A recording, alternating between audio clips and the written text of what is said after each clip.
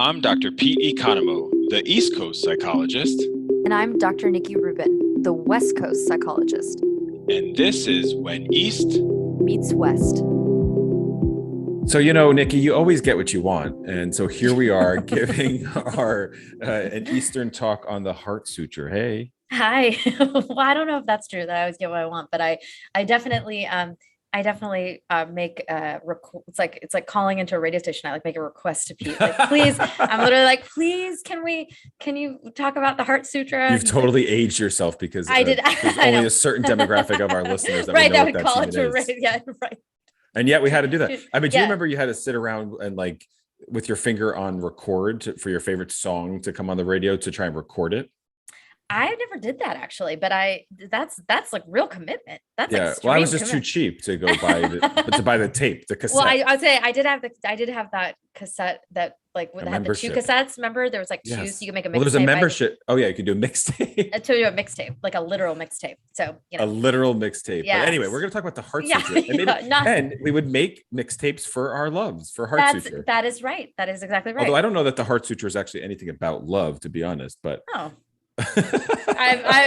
see, this is why I did a request. I would like to learn more. Curiosity. Mhm. So we're going to talk about the Heart Sutra. And so just as a little foundation, in Zen or any kind of Buddhist Eastern traditions, there is chanting. Mhm. And so the Heart Sutra in the Zen tradition is one of the sutras or chants that we participate in.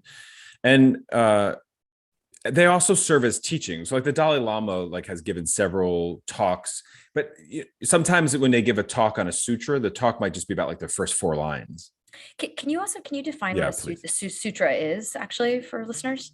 Well, I guess it's like of course I have to look. I guess it's a prayer. Okay. My gut would say prayer, but if I look into the Oxford, they say that it is a rule in Sanskrit literature. So or it could be like Hindu law or philosophy. It's scripture. Okay. I think I just did that justice, didn't I? Yeah, I did. Yeah. Okay. That's sort of maybe like a word I would use as well, like a prayer. A prayer, yeah. So they say yeah. Buddhist or Jainist scripture. It's a set of these on grammar or Hindu law or philosophy.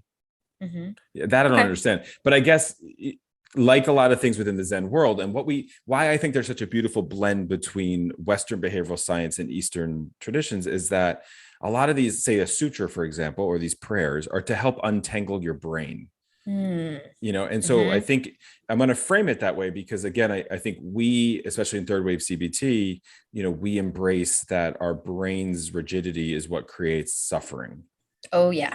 Okay. Oh yeah. Yeah. So these sutras help you. And so I'm not going to read the whole sutra. I guess I'll put a link in, and I won't read the whole thing because otherwise you'll click off and stop listening. But like, I'll give you like a couple tastes throughout. So they might say, it'll start off with saying like, Oleg Vosera Bodhisattva doing deep prajna paramita, clearly saw emptiness of all the 5 conditions. Right. So that's just like an acknowledgement of what's out there in terms of like Bodhisattva is all of us. Prajna paramita is like the suffering that we have. Mm-hmm. And so the 5 conditions are form, sensations, perceptions, mental activity, and consciousness. Mm-hmm. And so what the teaching is saying there is that we saw emptiness of all these 5 conditions. Okay. So we're trying, you're seeking, can I say the way of seeking space from those? Seeking space from that. Yeah. Right? You're okay. seeking space from form, sensations, perceptions, mental activity, or consciousness, because you're just trying to get to this idea of non-suffering. Mm-hmm. And so, and we do this like alako sovara bodhisattva doing deep prajna paramita, clearly saw emptiness of all the 5 conditions. And there's actually like during it, there could be like somebody who's beating I don't know the name of it, but like a drum type thing to keep because it's meant to keep the rhythm. It's supposed to be rhythmic. Rhythm. Yeah. Mm-hmm. It's meant to be kind of fast, rhythmic, which that helps that untangling. Yes. It's some of us are afraid of meditation because silence and stillness is really scary. And so this is another form of meditation. Right. Well, and it's also, of course, I'm thinking like this is also why some people find yoga to be Right. a more useful in, because there's something that feels it's literally more tangible. It's about the body, and this Right. and as I'm hearing you when you were chanting just now, that I had a similar like reaction in that, like, oh, it feels similar. It's something like more Yes. tangible to focus on. Yes. And so even with clients I work with, where if maybe this meditation is not right for them in this moment, and so Yeah. we try other things, Yes, and of this course. is, music is an easy way of trying to access some of these same meditative properties. So, Hmm. and it'll go on. And this, I wanted to read this because I think this is part of where it like is it really forces you to change the way your brain is processing the words. Yes. So that it goes on to say, form is exactly emptiness, emptiness exactly form. Form is no other than emptiness, emptiness no other than form. Yeah, So, yeah, it's what we always say, like it's like a brain herder, right? yeah, It's like the dialectics, right? yeah. Absolutely. What I'm wondering, and that specifically you're reading, that is part of the Heart Sutra. This is all the Heart It's Sutra. all okay? And Yep. and is there like what's the intention around like the heart, like, because I'm Why the obviously word assuming heart? yeah, why the word heart, why Heart Sutra? I probably should know the answer to that. I don't. I mean, that could just be interpretation. It does go. It goes into. Um, yeah. I mean, honestly, I will have to get back to you on that, because, and I think that would be, maybe like there's a Diamond Sutra is another big one, and so maybe we'll do like another episode on another sutra, Hmm. and I'll kind of have the Yeah. answer. But I think it's this. It's the Heart Sutra is belonging to the perfection of wisdom teachings, and they're Mm. part of the Sanskrit tradition. So again, a lot of the main teachers within the Eastern traditions, this is one thing that they focus on. I'm thinking that from Pali or Sanskrit, that the interpretation is probably where it landed on heart. It does Mm. also, and as you go on, it says like, so in emptiness, there is no form, no sensation, conception, discrimination, awareness, no eye, ear, nose, tongue, body, mind, no color, sound, smell, taste, touch, phenomena, no realm of sight, no realm of consciousness, no ignorance and no end to ignorance, no old age and death, and no end to old age and death, no suffering, no cause of suffering. So Mhm. it describes the dialectics. So I feel like the heart is kind of in the middle of that, like even as the Mhm. body, That's what is funny, because again, for listeners, I'm learning specifically about the Heart Sutra in real time as Pete's talking about this. Sounds like I am too. Yeah. Well, we're always learning. We're always Yeah, learning. we're always learning. We Exactly. don't know everything. Yeah.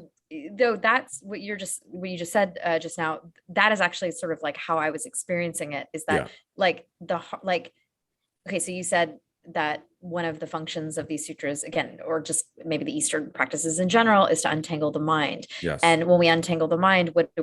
We move into experiencing and Yes. using language, which again is, except for it's like the map and not the territory, but Yeah. the word heart does draw us into the more in the center of our body and more Yeah. experiential. So, But there is I no don't, body. but there is no body. Right. It's like, exactly. There's though, but I Yeah. think that language, it does, I personally, I do connect with that. Like I can understand why it's named that there's, as you were reading the parts of like, no this, no that, like it's back to experience, it's back to experiencing. Yeah. And they'll say like, and far beyond deluded thoughts, this is nirvana. So Mm. it really is about like far beyond deluded thoughts, and we talk about um, sense of self is delusional. Like the East uses the word delusion a lot, which I don't know. It has a different meaning clinically, right? In Western psychology, right? Right. So like as Yeah. a Western practitioner, when I read that, I'm like, wow, that's harsh to say about Right. something that we Right. all do. Right. You know, Well, but I think that's where we can also just again come back to this notion that language is invented, right? We invent it, exactly. and so we associate. To get very RFT about it, we have associations with Yes. certain sounds and symbols. So somebody translated that, Yeah.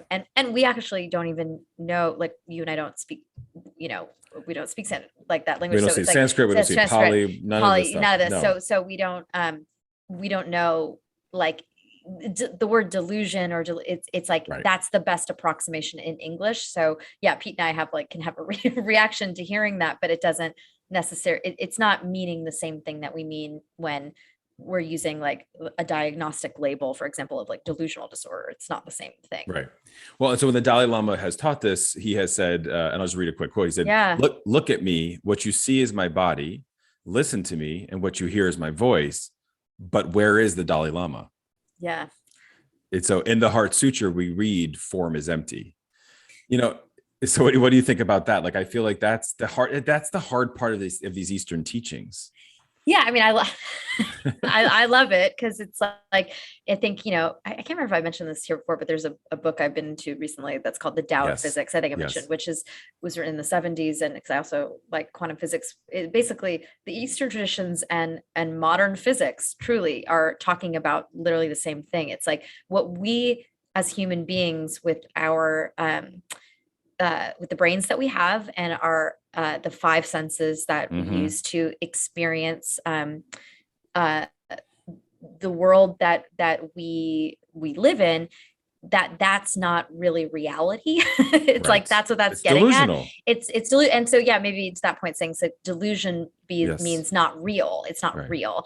And the reason that's so hard to conceptualize is because we're trying to conceptualize something that our brains don't have the tools to experience without some of the practices in these Eastern traditions help us get it that more.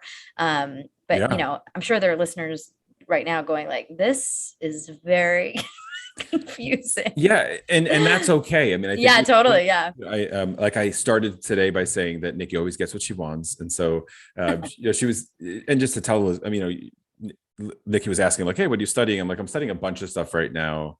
And so we always do the Heart Sutra at least once or twice a week. And I've probably been chanting this again, like at least maybe say once a week for, 10 years or so. Right. And you don't always hear it because also like sometimes I'm just in it. Yep. Like sometimes I'm just in it. I'm just with the flow. Like that's meditative in and of itself.